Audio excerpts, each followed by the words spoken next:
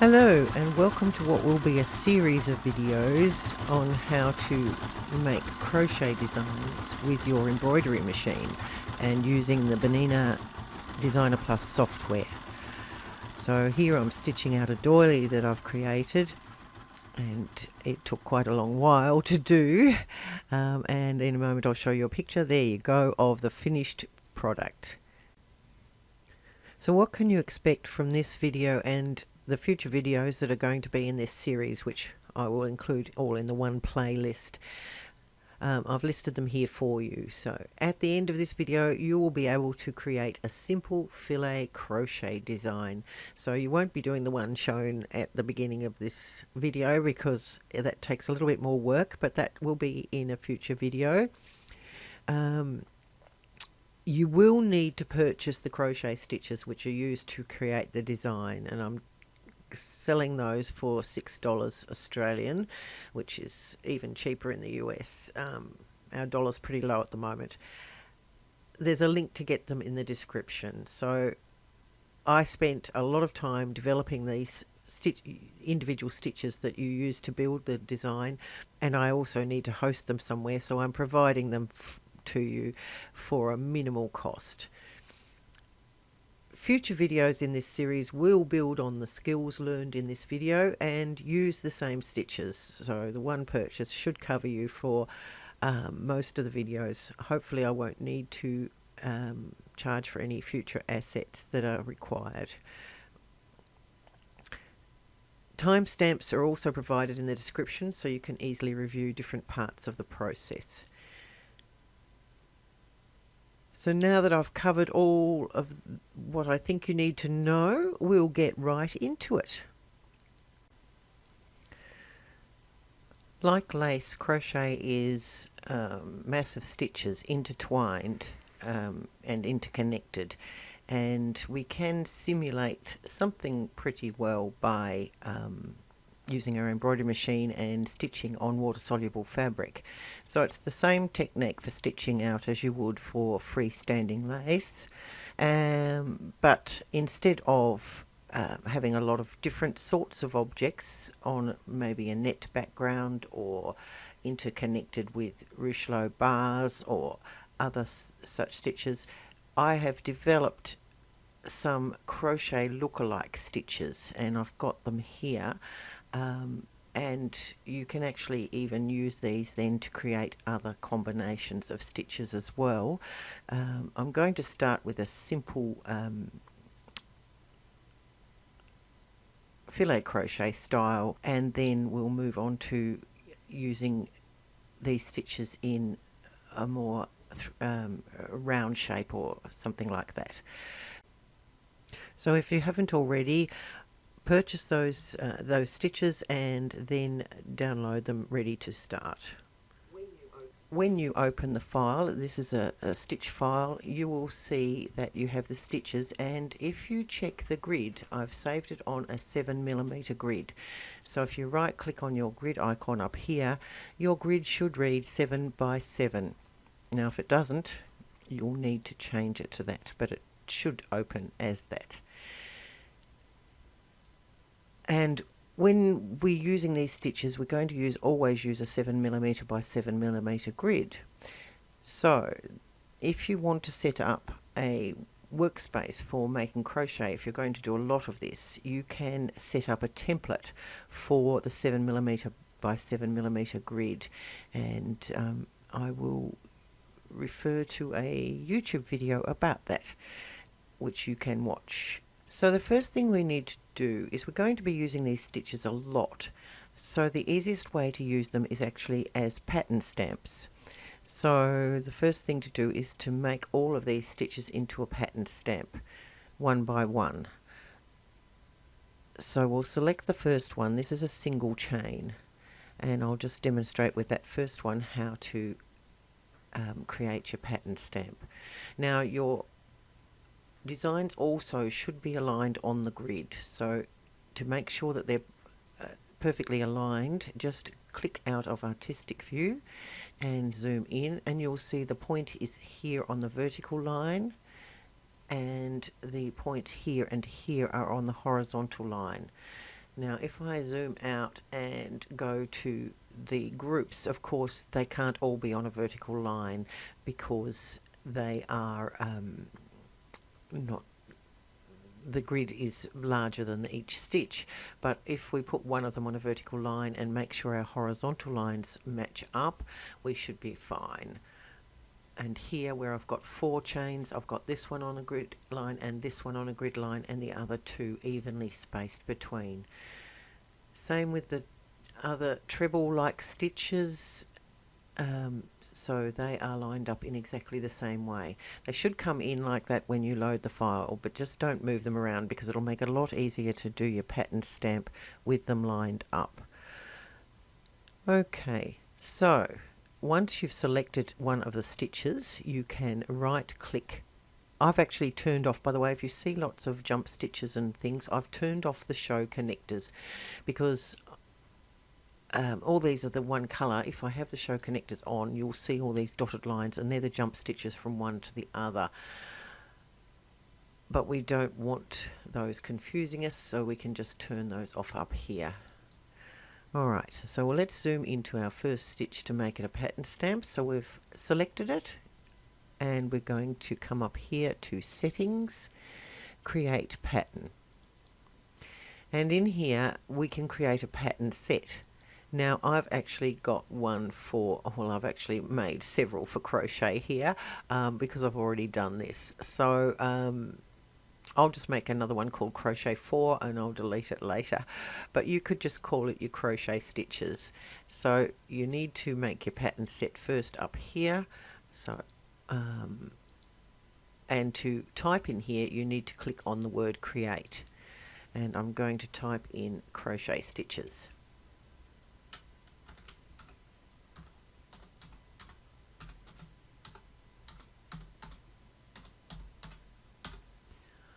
And go OK. So now I've got a pattern set called crochet stitches. Now I need to give my pattern a name, and this is a single chain, so I'm going to just call it single chain.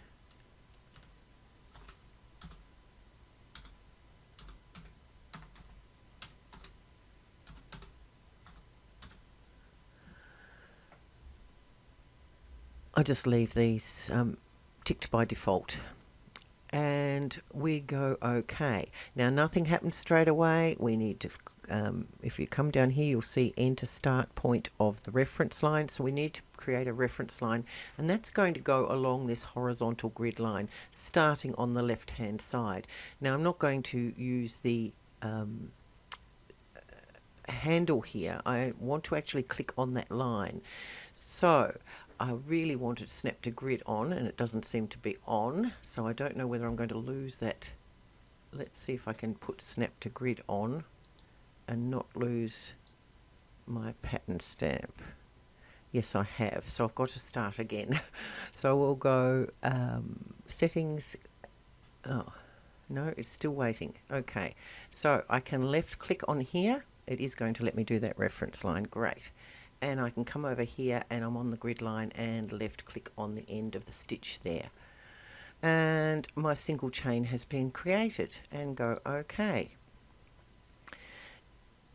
You will then go on and do the others. So the next one will be this triple chain. So I'm going to select it, and I have grouped this together for you already. So I'm going to go create pattern, settings, create pattern.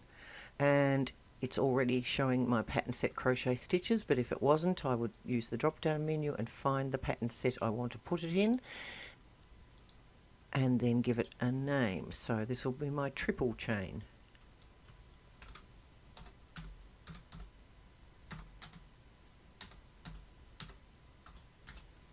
And go OK.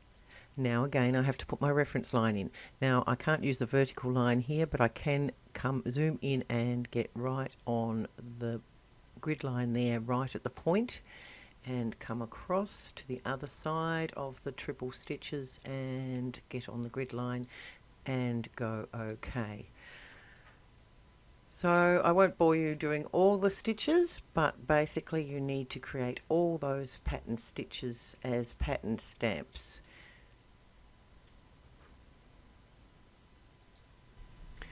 The next thing we need to do is have a pattern to create or to base our creation on.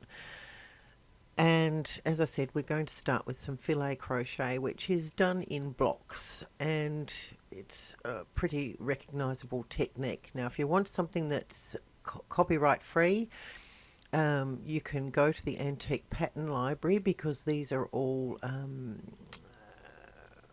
old patterns that are now in the public domain, so you can use them for whatever purpose you want. But other than that, you can, if it's just for your personal use, if you have some filet crochet patterns at home, by all means you can go ahead and use those.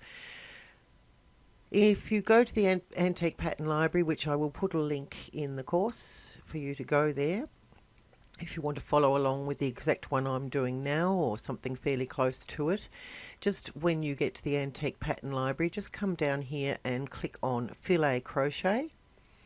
And if you scroll down quite a way, about halfway, I think it is,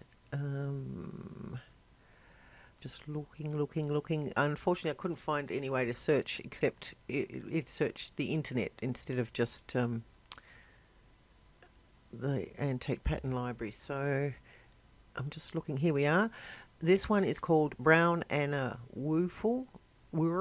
It's if that's how you pronounce it, and it's a whole PDF of the whole book, and there's lots in there that you can use, but you can download any of these and use them to base your design on. So I'm going to click on the PDF, and I've already downloaded it, but the PDF will then open, and as you can see, you've got all sorts of filet crochet patterns that you can use to base designs on. And they are actually crochet patterns, so they give you the exact instructions on how to crochet them as well. So I'm just scrolling down because I'm just going to get a simple letter, and if you keep going right to the end, there's some alphabets. I can see there's some lovely things in here I might try later. Here we go. So page or plate 15, which is on page 31 of the actual book. It's actually page 34 of the PDF. Okay, so you can download the whole PDF, as I said, so just save it up here. I've already done that, and so the next thing to do is to get my letter. So I'm going to close that PDF, and in fact the whole internet, and I'm going to open my documents where I've got that, so that I can show you how to actually get an image from the PDF. Once upon a time you could select an image on PDFs and copy it, but I'm finding that doesn't always work these days. So because of copyright issues, Windows seems to have blocked that. I'm just going, there we go, down to the letters. Now I'm going to zoom in so that I can actually just cut out my letter C. So I'm going to just click on the plus here to zoom in, and here I've got the letter C. They're all sideways, unfortunately, but we can turn the image around later. So if I click on here, it does select the image, and if I right click, it just says edit image, and then there's all sorts of editing tools that you now have to pay for. So I'm just going to click off, and I'm going to use the snipping tool that comes in Windows. I don't know what Mac's got as an alternative, but I'm sure they have something like this. So in Windows you've got snip and sketch. If you can't see it, I've got a shortcut to it here, but it should be in your list of yes, under S in your list of applications. It comes with Windows. So we just open up Snip and Sketch and go New, and you'll see that your screen grays and you have a yellow cross. So then it's just a matter of drawing a boundary around the part you want to capture. Now you can just draw a rectangle, which I'm going to do, but you can freehand draw, or you can snip the whole window, or you can full screen snip, whichever you so desire. I'm just going to do the rectangle because I only want the letter C at this point in time. Now I also want a black row of border around my letter C. If your letter doesn't have enough space to get a black row, just take an extra row. Give yourself a bit of space.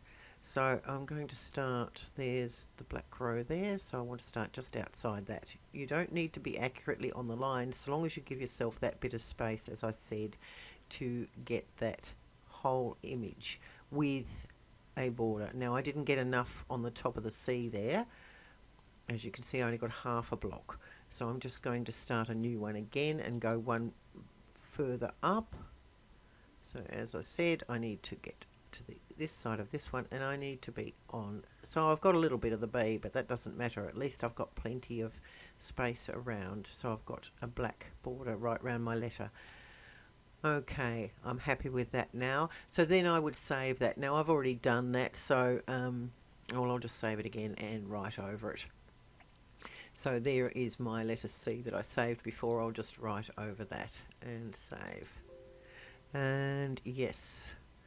So you would save it wherever you want, of course, on your computer. It's a PNG, I think. Okay, a JPEG would work as well if you've got the option to choose. And we'll just close that.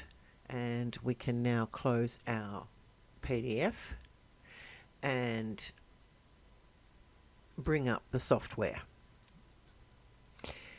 Now you could, I'll just go through back to embroidery canvas. So I've opened a new design. Let me just check. Yes, so I did make a template for this with a 7mm grid, and I opened a new from template, so it automatically opened with my 7mm grid. If you haven't made a template, just make your grid 7mm at this stage so you don't forget, and go OK. But we want to work with that image. You could bring the image in here. Let me just load an image, insert artwork, and I'll go to where I've got it.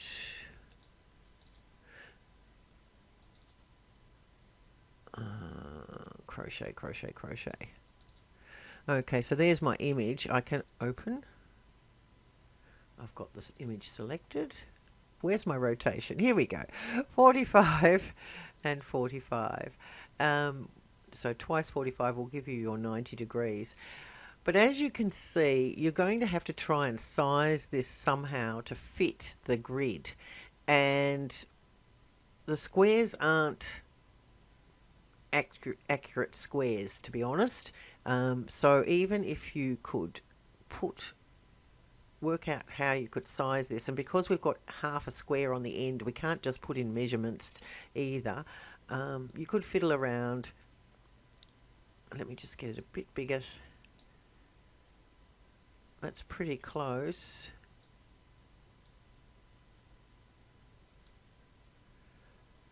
That's pretty close. So you could work with this like that, but you won't always get a grid that you can size that close. And once we start putting stitches on there, it may get confusing with these extra lines and things here, because even if you've got your image dimmed as I have here, so if I undim it, it would be even harder to work with, because you've got these extra black lines here. I just think it's confusing. But if you want to try to work with just the image, that is how you would do it. I'm going to show you another way to make it better. It takes a lot more work, but the result is much better, and it also will show you how you can create your own designs. So let's go through to Art Canvas to do that. So we'll go into Art Canvas, and our image came through as well.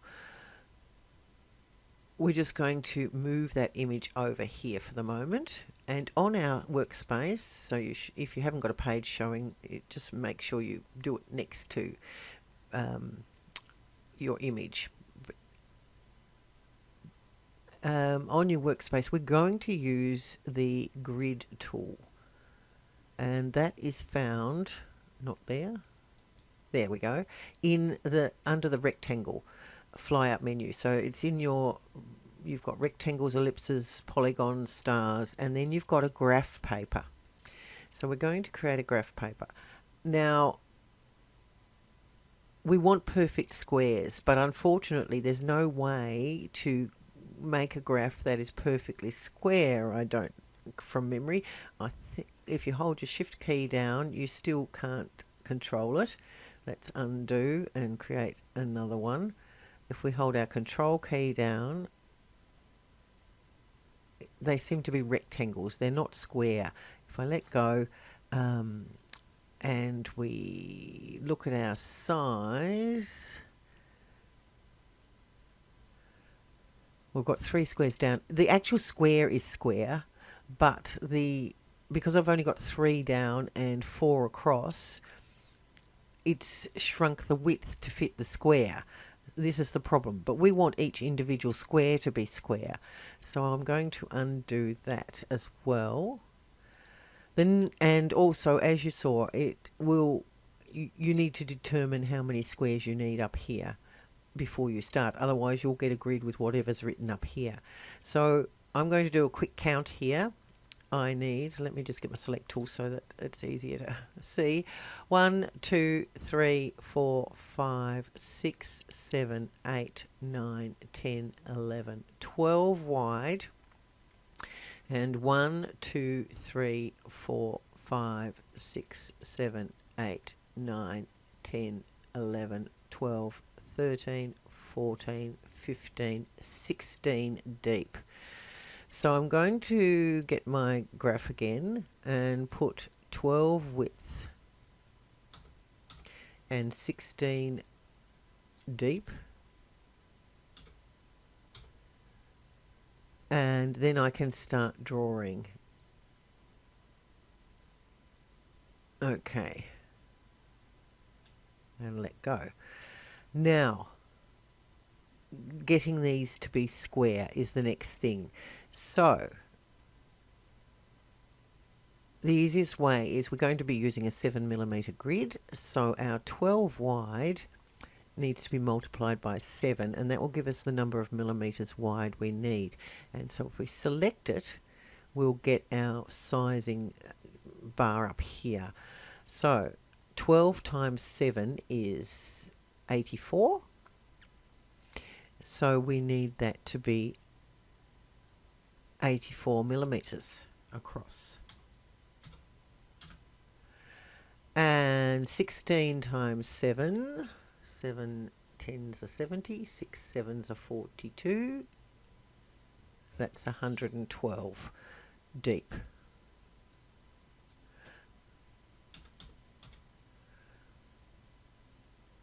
And of course the lock was unlocked. Okay, now our squares are actually square.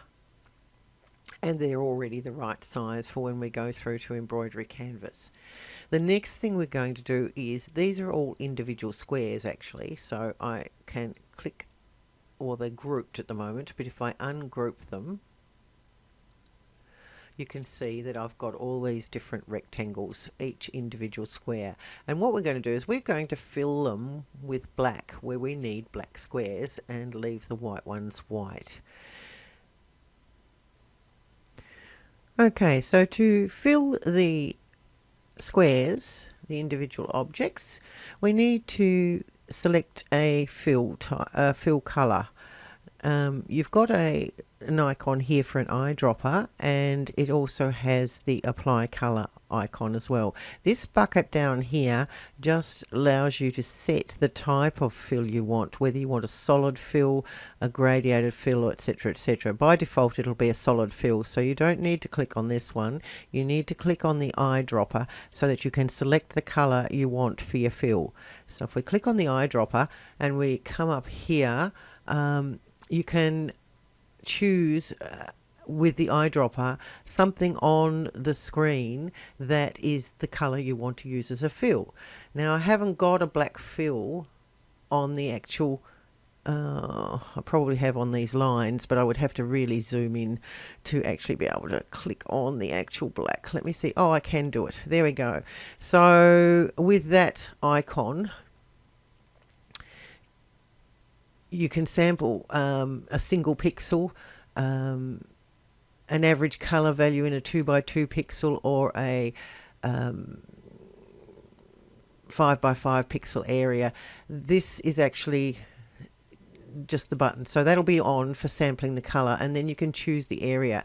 Now if you want to select a color from outside the actual workspace, say from your color palette, you have to click on select from desktop, and that is an easy way to do it. I'm finding with my recording software going that tool plays up, but you could click on that select from desktop and select your black from your color palette.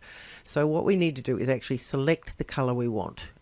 So I'm going to select it from here, and your icon will turn into a bucket, and then you need to zoom out, and then you can start filling your squares. Now you need to zoom out enough so that you can see your image, but still be close enough to fill. And I know that all my outside row is black, so it's really quick to just click in each square to fill in all of the outside ones as a good starting point. So I'm just left clicking in each square. Whoops. I've got my mouse expanded, so you have to actually have the bucket in the object you want to fill. So if you were creating your own design, you could fill in whichever squares you want. You might want to make a heart shape, or you might want to make a diamond. It doesn't have to be a rectangle base for your design. Just make your graph enough squares so that you can create your design. So rough it out on a piece of graph paper, or just on a grid you draw up, so that you know what you're doing, and then you can start building your graph here in your software. But as I said, we're using this just as a guide, so I'm just going to go row by row. So I'm ignoring that part row there. I know that this row is already black, so the next 1, 2, 3, 4 have to be black across there as well in the second row. So 1, 2, 3, 4. Then I've got 1, 2, 3, 4 white, and then I've got 1, 2, 3 black. 1, 2, 3, 4 white. And of course I'll only have 2 black because I've already filled in the outside one.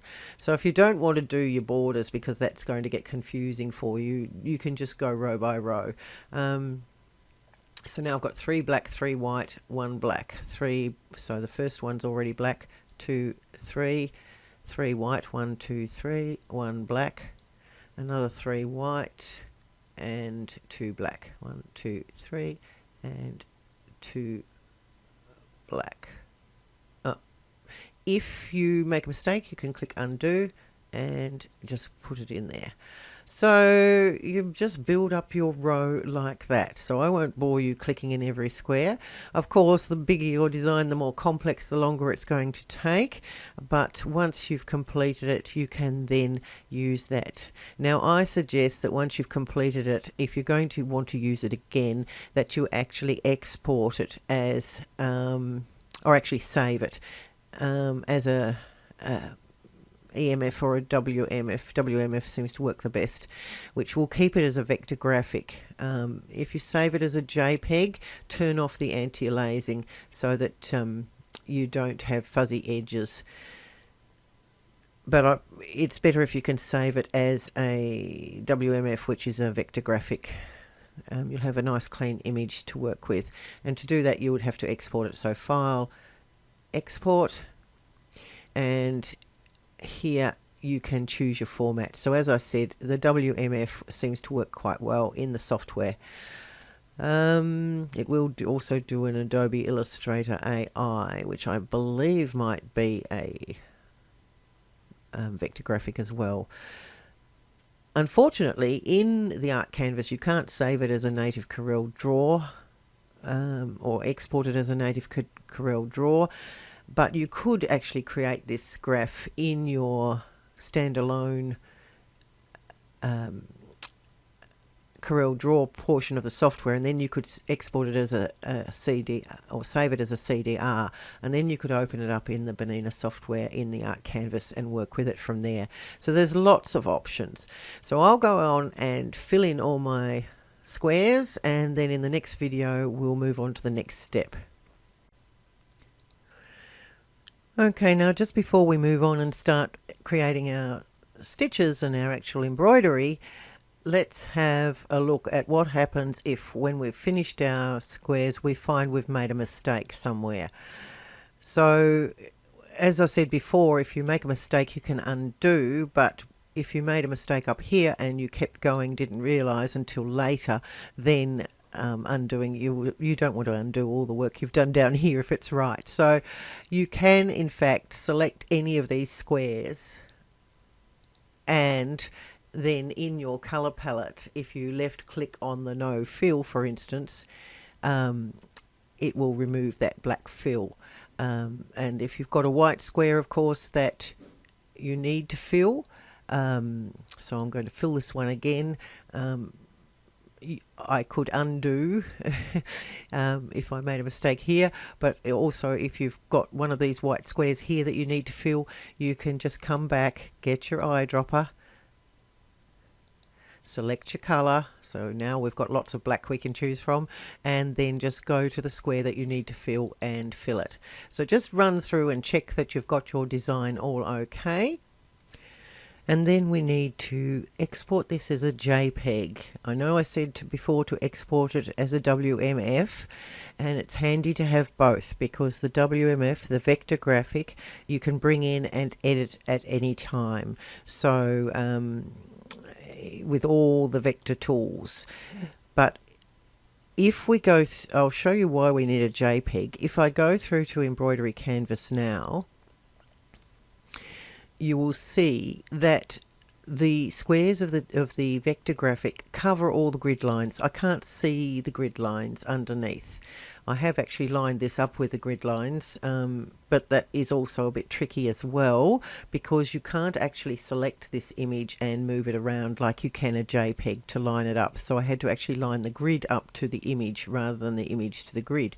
And I can't see the grid lines, and I need to line my stitches up on the grid lines. So I'm going to also export a JPEG. So I'll go back to Art Canvas, and if I export a JPEG now, it'll probably include this. So I'm going to select this JPEG now and delete it. We don't need it anymore.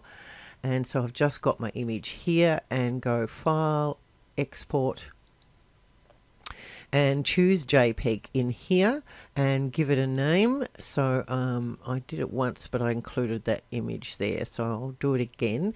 So I called it Letter C JPEG, and I'll click on Export. And yes, I'll overwrite it. You won't have that issue. And here's an image of it here. The one thing I'll get you to do is make sure you have not got a tick in the anti-alazed here, because we want nice crisp edges, no fuzzy edges. And then just go OK, and it'll export it to where you want it. You would have navigated to where you want it in the previous window. Okay, so I can delete this now. So I can select the whole lot because I've exported it as a WMF, so I don't need to keep it. I can always edit it later if I need to. And I'm going through to Embroidery Canvas. And in here I'm going to load my JPEG. So here it is. So navigate to wherever you saved it to and open it.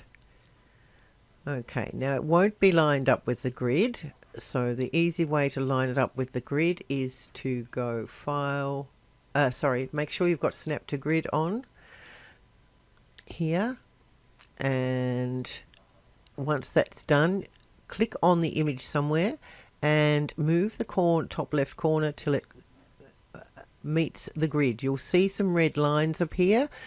When those lines are snapped to the grid, you can let go and the image will jump to line up with the grid.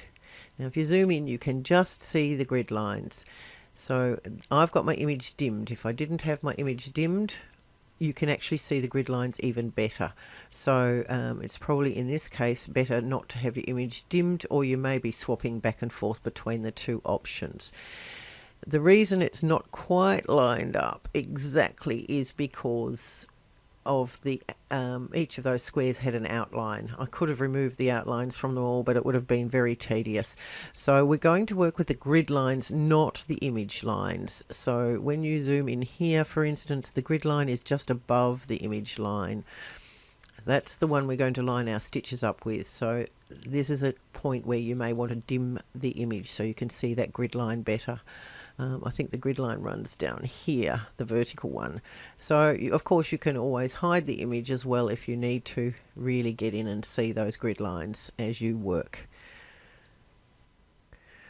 Okay, now we can add some stitches at long last. I'm just going to make this fit for a minute. Some chains and trebles is all we need for filet crochet, but I have given you the other stitches if you want to move on with other types of crochet, and I will give you one example after this. So with crochet, filet crochet, we're going to start on the bottom row with a row of chain, so your foundation row of chain, just as if you were crocheting yourself. And you could try and do a pattern run to fit between these two ends of the chain stitch, but getting the spacing right and getting it accurate is really impossible and, well, very difficult, and we don't want to make it harder to add the extra rows after that. So it's much more accurate and easier to do it by using the pattern stamp tool. So I'm going to start by clicking on the pattern stamp tool, and we need to choose our pattern. So we just go to the drop down menu, and my cross stitches are here, crochet stitches I should say, and I'm going to choose the 4 chain to start with. I've got a 4 chain, a 3 chain and a single chain. I'll choose the 4 chain because the 4 chain fit across exactly one block.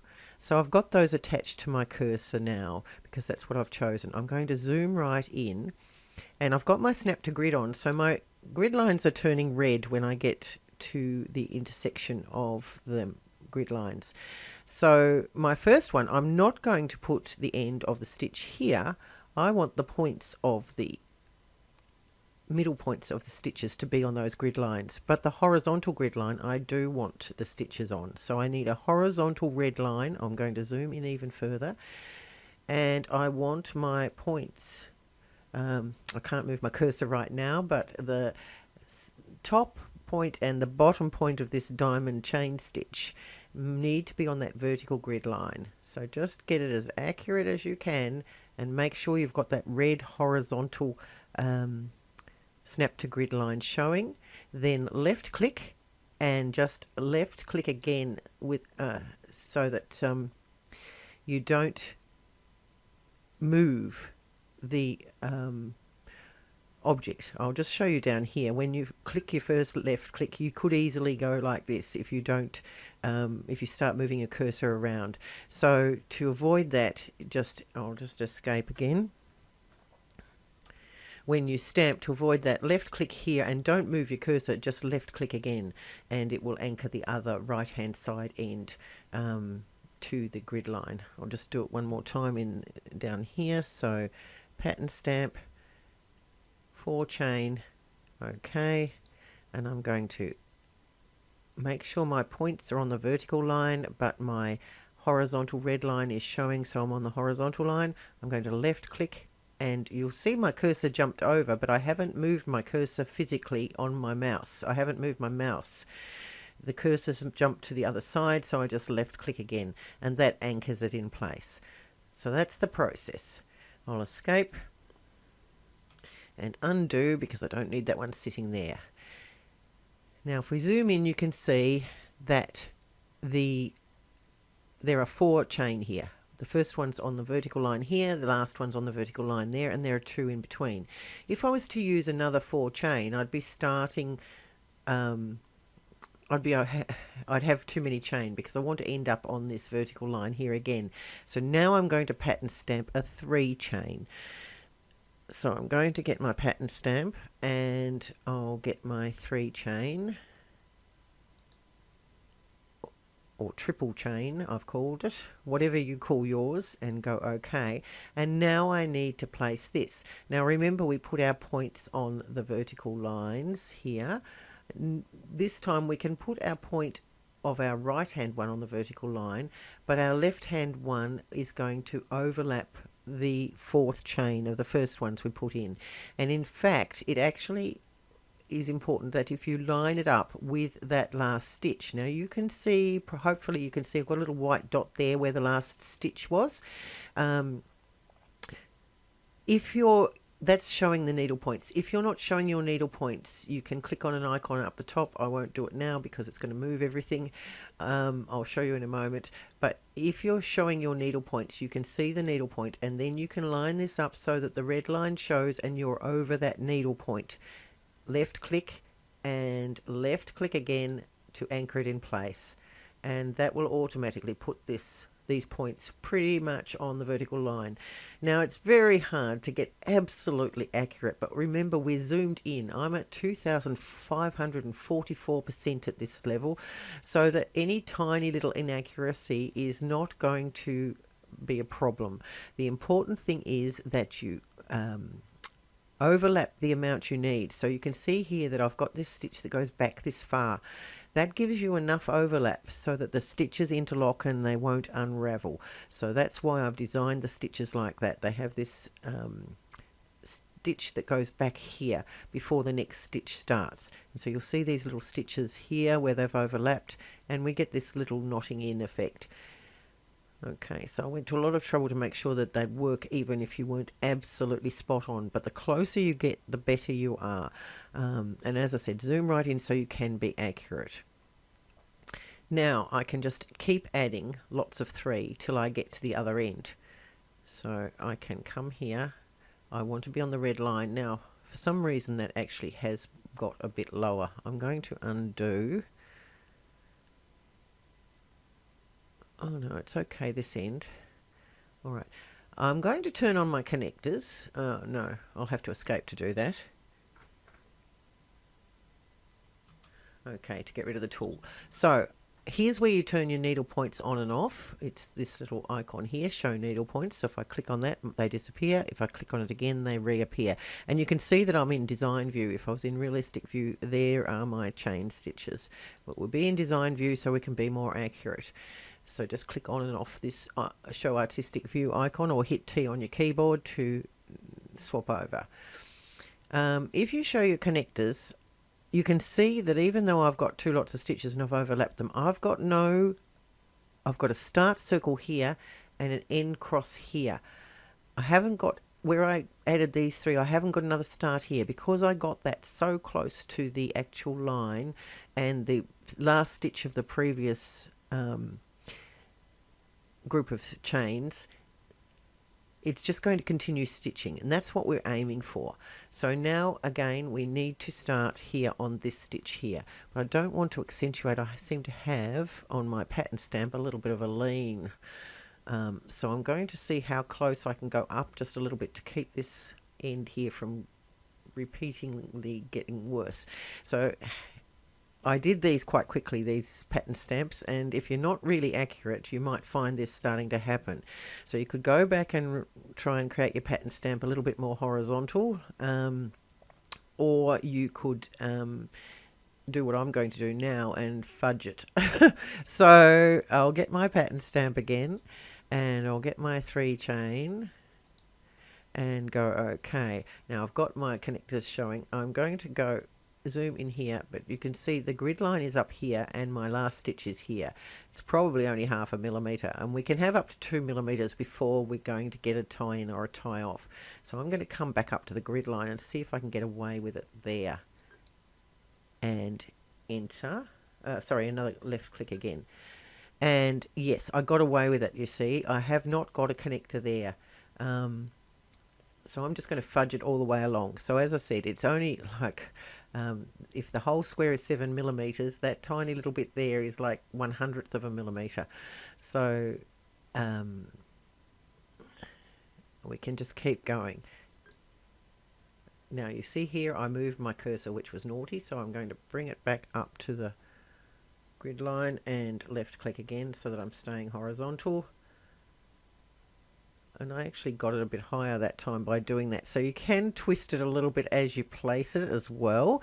So I go on my grid line again here, and so in this case I will twist it till I get on the grid line. That is another way around it not being super accurate. So left click here, get back up on my grid line, and left click again. Left click here where the white cross is, and left click on the grid line again.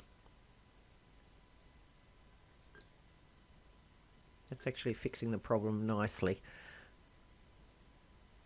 And as you can see, I have got no connectors or jump stitches as I'm going. And I'm nearly there.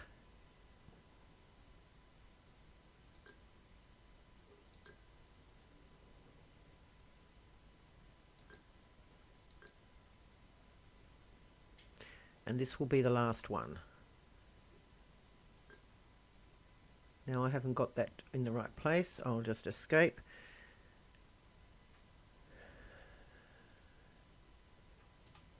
Get my tool again.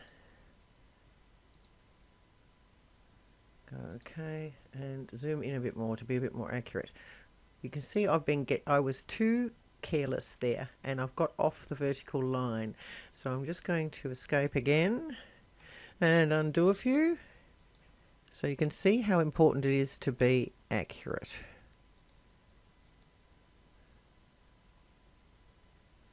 I got off quite a way back. How unfortunate is that?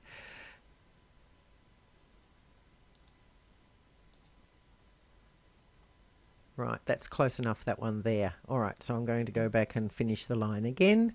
So get my pattern stamp tool, get my 3 chain, go okay.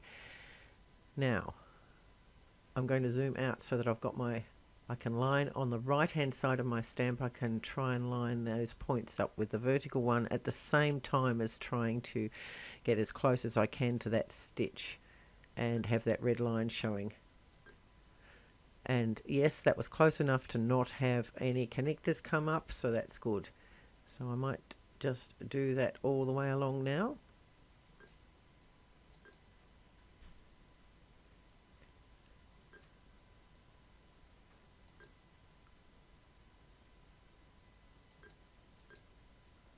You will get quicker with more practice.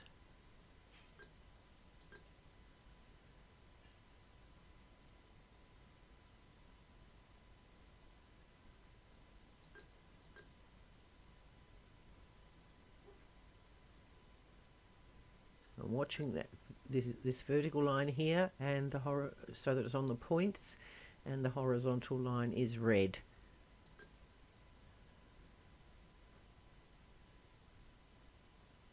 A couple more to go. Horizontal's red, points are pretty much lined up, and I'm not getting any connectors. And there we go. And escape, because that's our row of chain stitches finished. Okay, now to do unfortunately we can't, like in hand crochet, just crochet back in this direction, because all our stitches have a start on the left and an end on the right. So we're going to have to path our way back to the other end of the grid. And we're going to be putting in our trebles in all these black squares. So to path, we just need an open object and a single run. And we're going to start where that cross is so that we don't get any jump stitches. And we're going to go back to that vertical line that goes up through the point. Left click when you're on the intersection between the horizontal and the vertical line. You'll see red going across and red going up and down. Come straight up one square till you get the intersection of the next grid lines. So it's up one square. Left click and then zoom out so you can see where you're going, and come right across to the intersection of the two grid lines on the other side. So I've got a red line going across there and I've got a red line going vertically. I can left click and enter. So now I've got no connector here at the beginning. I've got a pathing line. I can start my row of trebles. Now that is not going to necessarily be in the exact right place, the end of that pathing, and we'll edit that shortly, because as you can see the first stitch started over here, so our first treble stitch is going to start over here too, so we might have to move that to meet the first stitch of the treble. But well, let's put our trebles in place first. So we can get our group of 4 trebles, so pattern stamp, and we'll get a group of 4 trebles and go OK. And as you can see, if you line up the tops with the horizontal line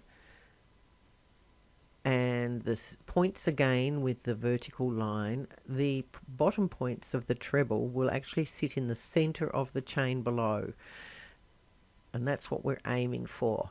So we're going to left click there and left click again, and we have our first block of trebles in place. I'll just escape out of that. Now, as I said before, you can see here that I've got a connector from the end of the pathing. I've got a little circle here and I've got a triangle here. So what I need to do is reshape that pathing so that I can get rid of that connector, because we don't want any connectors in any sort of lace, because we'll get nasty knots through the lace. So I need to select that pathing. Now the pathing, the easiest place to select it is here in the middle of the second treble there. So I'll go select, and of course it selects the last object, and you can see here that the pathing is still blue, so we want to select that.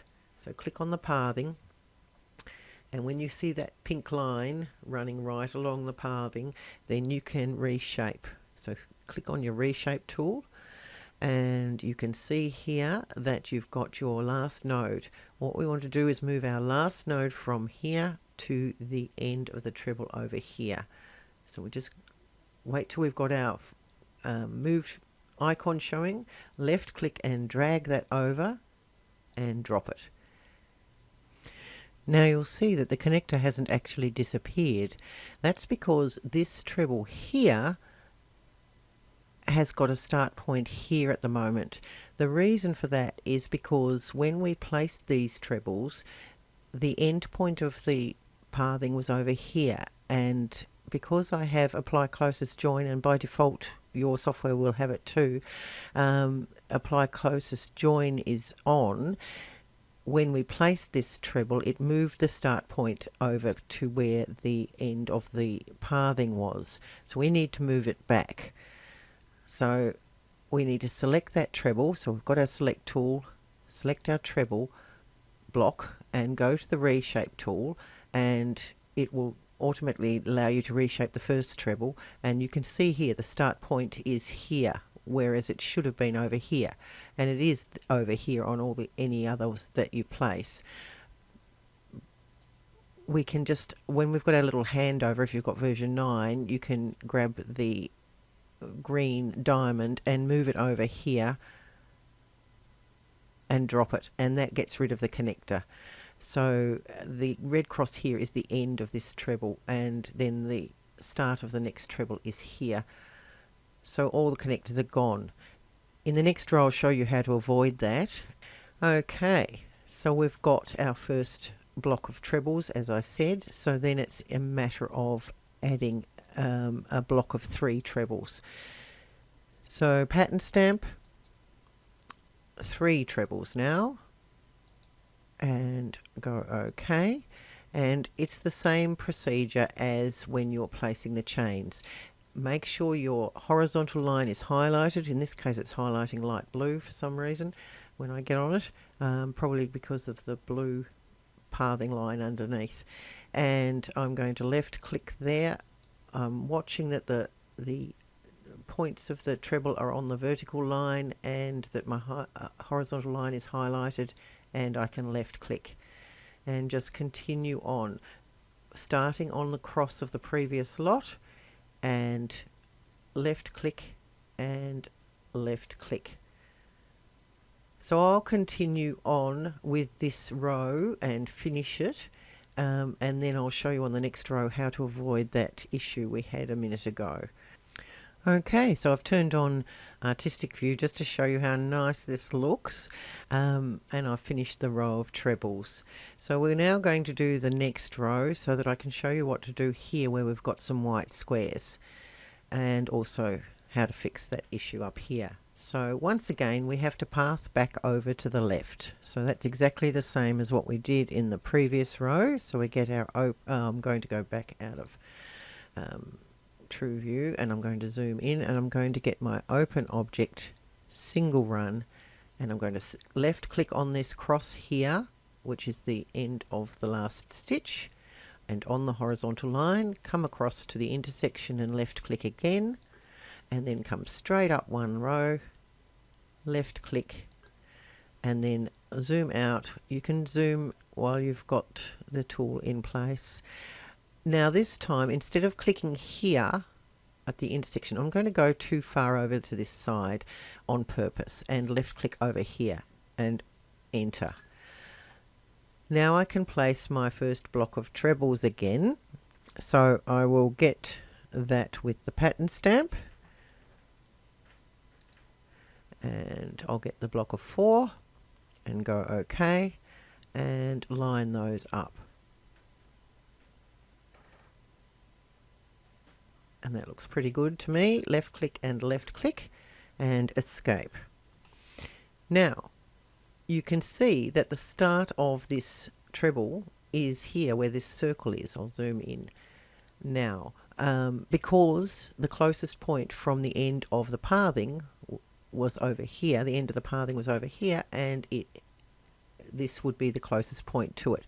So by extending that pathing too far, I've avoided that issue of the start point of the trebles moving. So now all I need to do is edit that pathing. So I'll select the pathing. I can see it here, the blue line, and go to the reshape tool, and here's the end of it, and just drag it back to that circle and drop it.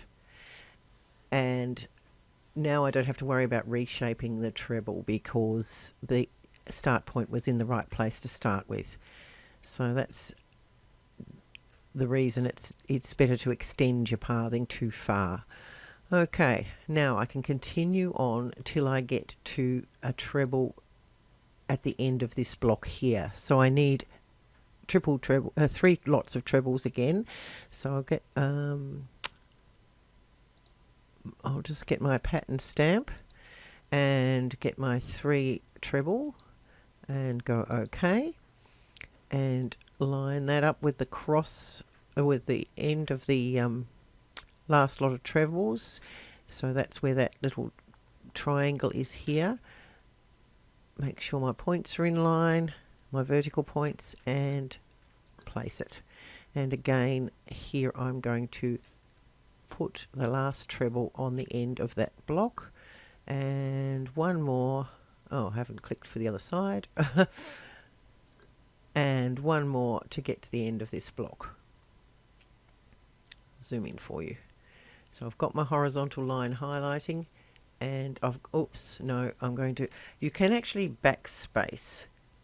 If you get your first point in the wrong place, if you backspace, it'll free you up to replace it.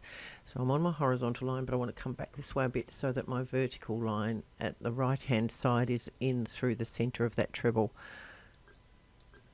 And we're done. Escape.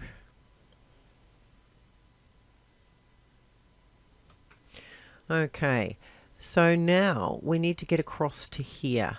So we need 2 chain to fill in this gap and be a foundation for anything above. So let's go to our pattern stamp, and I didn't do you a group of 2 chains, so if you want to, you can create a stamp with 2 chains next to each other. I'll show you when the best time to do that would be, but what I'm just going to do is use a single chain and put it in twice.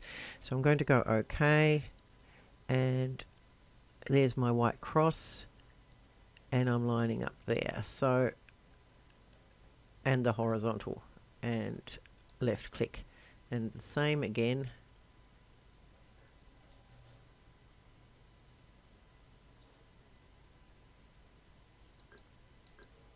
And now I need a treble to go down here.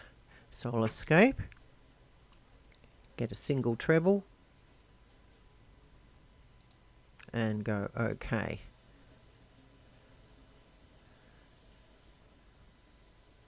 Now you can see my points aren't actually on the image line, but they are image vertical line, but they are on the grid line. It's very hard for you to see there, but if I move over here, you can see it turn red. There's my vertical grid line, so that's where the points have to be. So it's the left hand side of the image line, and you can see it centered with the chain below, or the treble below, the top of the treble below.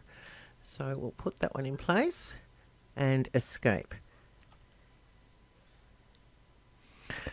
Okay, so now's probably a good time if you want to make a pattern stamp of 2 chain, because we will be using that quite a bit, but I'll also show you how to just copy and drag.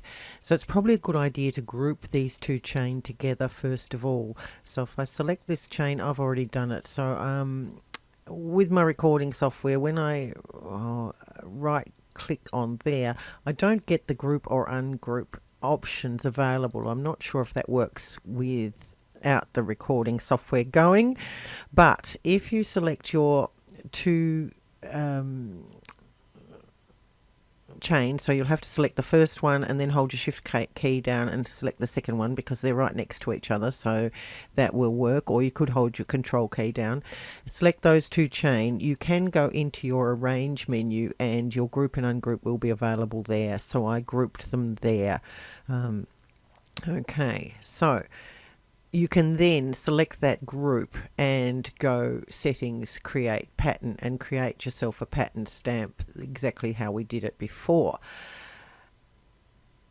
The other option is to just, once you've grouped them, is to just right click on them and move them across to where you need them. Line them up on that grid line and with your end, and drop them.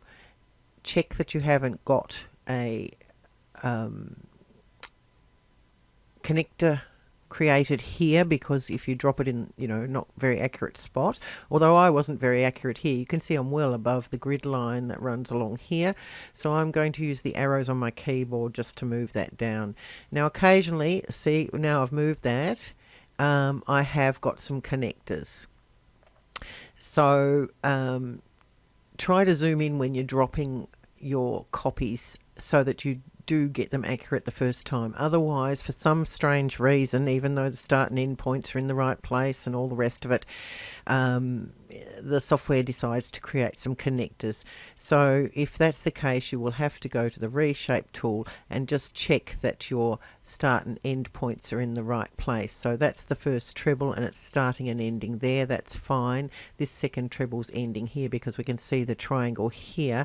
So it's not the problem of that one. So let's just go over here, and that's starting and ending in the right place too. So even though if this chain was correct, for some reason it's moved the start up there even though the start point's down here.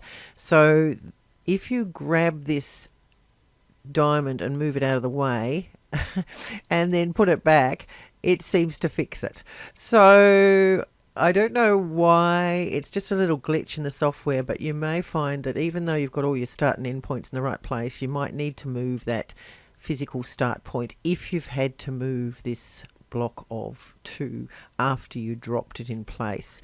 And so if you get a connector appear and you know all your start and end points are in the right place, just try moving that start point away and back again and you should be right. Another thing that I haven't mentioned is that it's really easy to click and drag and move this image, this JPEG, and right at the beginning I should have told you to lock it in place. So we can select the image and right click on it and lock it in place, and that way we won't move it. Especially now that we've started dragging things around. So now we need another treble here. So I'm going to pattern stamp that in. I could select this one, right click on this one and drag it across, but I'll use the pattern stamp tool. So digitize, pattern stamp, and get my single treble, my one and only treble. Don't confuse it with your single crochet if you've made one of those, and go OK, and we'll put that in place. So there's a couple of options for placing your different stitches here. Now I don't know, I'm just backspace to free that up again. I'm going to zoom in so I can see that vertical line. It's just there, so I need to make sure my points are just there as well, and on the horizontal line, and I'll just tilt that up a bit. There we go. And again I need to chain, so it's tempting to put your next treble here, but if you put them out of order you're going to get jump stitches and connectors, so it's better to escape and drag. Well, let's drag our 2 chain there. So I've selected it, I'm going to right click and drag, and I can zoom. If you hold your right mouse key down with one finger and leave your index finger free, you can still zoom with your mouse, which is probably the best way to do it, and then I can drop those accurately in place. I'm just going to come back a fraction this way because that's good. Now same thing again, I can select this treble and right click and drag it. Line up the vertical points on the vertical grid line and line up my horizontal. Okay, so that's how you build up these space blocks. And you can just continue on. So I'll finish this row, and really I don't need to show you any more rows, I don't think. Because it's the same procedure to get everything done. So don't forget to put your 2 chain in to be a foundation for the next row above, and then your trebles for these blank boxes. You don't need a row of chain across the top because your trebles stitches have a chain-like top to them. So that will finish it off when you get to the end. So that's basic filet crochet. I've done it with straight edges. In a new video, I'm going to show you how to do filet crochet if you've got staggered edges, so you're not in a perfect rectangle. So basically increasing and decreasing.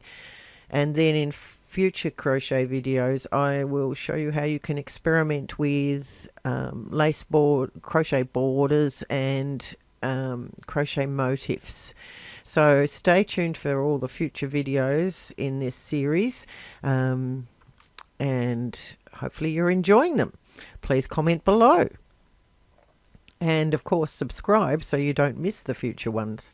Thank you very much.